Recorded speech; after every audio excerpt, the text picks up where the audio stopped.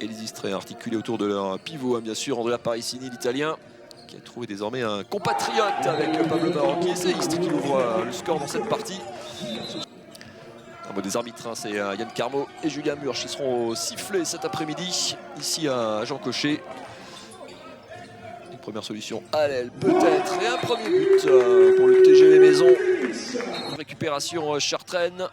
Là aussi, à deux doigts de l'interception. Le jeu rapide des Chartrains. Allez, une montée de balle, donner un petit peu de rythme et trouver une bonne solution de tir. Et un but pour placer pour la première fois Chartres en tête dans cette partie. Première montée de balle ultra rapide malgré la bonne défense. On laisse un petit peu plus les Istriens attaquer. Bien joué cette solution pour Andrea Parissini, qui a donc trouvé un compatriote, hein, d'ailleurs il n'est pas pour rien dans l'arrivée de Pablo Marocchi. Premier ballon perdu du coup pour lui, la relance ultra rapide de Kim Hansen, bien joué, notamment été revenu. Mais l'égalisation signée Svetlin Dimitrov, impérial sur son aile droite pour l'instant. Et auteur de cette remontée ultra rapide, super prise du ballon. La bonne défense, hein, des Chartrains qui sont un petit peu montés en température de ce côté-là, mais le ballon perdu par les Istriens, la bonne possibilité de contre.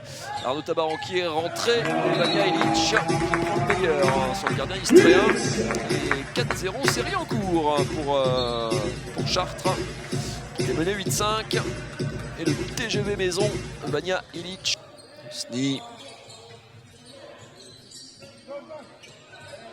Elle est bien mobile, hein, cette défense de Chartres, même si là, Andrea Parissini, l'ancien Strasbourgeois notamment, qui trouve la solution.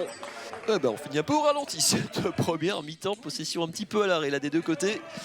On veut s'appliquer sur cette dernière possession, peut-être pour les Istréens. La solution trouvée par Moraki, bien joué. Pour son deuxième but déjà, l'Italien. Bien utilisé sur les phases offensives, le bon tempo pour venir déborder. On va voir comment on arrive à faire tourner et à maintenir un petit peu de fraîcheur et de rythme du côté des coachs. Alors il y a la fraîcheur certes parce qu'il y a une longue coupure, mais quand il y a une longue coupure aussi, voilà, faut retrouver un petit peu le rythme. Toujours un petit peu la problématique. Et le premier duel de cette deuxième mi-temps, alors qu'il y a un joueur istrien qui est resté au sol, attention.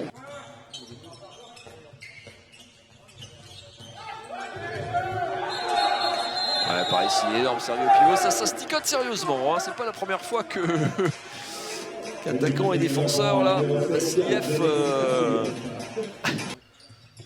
je regarde ses meilleures stats, c'était 11 sur 13 contre Dunkerque, un but de sa meilleure perf de la saison, et surtout à 100% pour l'instant. Et Daoud, les Istriens qui n'entendent certainement pas de cette oreille, par ici accroché, et qui a l'arraché. Les deux équipes qui jouent sur leurs hommes forts. Ilic d'un côté. Allez, une occasion quasiment unique pour Chartres d'égaliser. C'est maintenant, c'est l'instant pour les garçons de Tony Girona. À l'aile, Svetlin Dimitrov. Gauche d'égalisation. En backdoor, Tabaran. Rester en apnée. On va vivre une fin de match complètement dingue. Il y a une fin de match à suspense. Et ben en voilà une belle. Comme on les aime. Istres à nouveau au complet pour cette dernière minute 30. 28 partout. Allez, qui va prendre ses responsabilités, bras levés du côté des arbitres, on est bien en place côté Istres. Dimitrov à l'aile, l'avantage au Chartrain, qui reste quasi sans faute cet après-midi. Le Bulgare qui sort de sa boîte à 3 buts dans les 5 dernières minutes. C'était un bon match, pour nous un peu compliqué. Je pense que c'était les deux équipes de même niveau. C'était notre concurrent direct, donc on est très content qu'on a pris 2 points. Et on a encore les matchs à jouer, même contre Istres et le prochain match contre Créteil. On est bien géré aujourd'hui, je pense, tous les jours pour garder l'énergie pour le prochain match.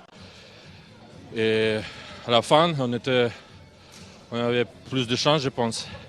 Et j'espère qu'on va continuer comme ça avec notre concurrent direct, j'espère avec toute l'équipe. Je pense qu'il nous a manqué le money time, les 5 dernières minutes, comme ce n'est pas la première fois cette année. Mais franchement, cette fois, c'est frustrant parce qu'on fait des erreurs bêtes, vraiment bêtes. Et on est à plus 3 à 5 minutes de la fin et presque on revit ce qu'on a passé à Limoges. Mais encore pire parce que vraiment, on fait des erreurs que je ne peux même pas m'expliquer, franchement.